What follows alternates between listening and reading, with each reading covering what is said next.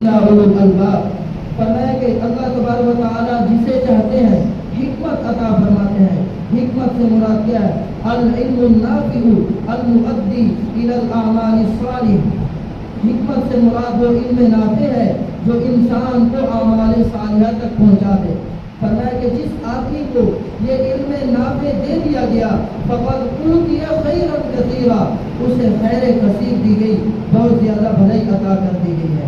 سبحان اللہ. میرے محترم دوستو، حکیم لقمان اپنے بیٹے کو نصیحت کیا کرتے تھے، اے میرے بیٹے علماء کی مجالس میں بیٹھا کرو. جب تم علماء کی مجالس میں جاؤ گے اور باتیں سنو گے، اس سے مردہ دل بھی زندہ ہو جاتے ہیں. جس طریقے سے بنجر زمین ہوتی ہے، جب بارش ہوتی ہے تو وہ بنجر زمین بھی وہ کیا ہو جاتی ہے؟ آباد ہو جاتی ہے. ایسے ہی علماء کی مجالس میں جانا، اہل اللہ کی باتیں سننا، اس سے وہ دل جو مردہ ہو چکا ہوتا ہے وہ بھی کیا ہو جاتا ہے؟ زندہ ہو جاتا ہے. یہ علم کی فضیلت. اور آپ علیہ الصلوۃ والسلام کی حدیث مبارکہ ہے، من یرید اللہ بہ خیرا یفقہہ فی الدین. آپ علیہ الصلوۃ والسلام نے فرمایا جس آدمی کے ساتھ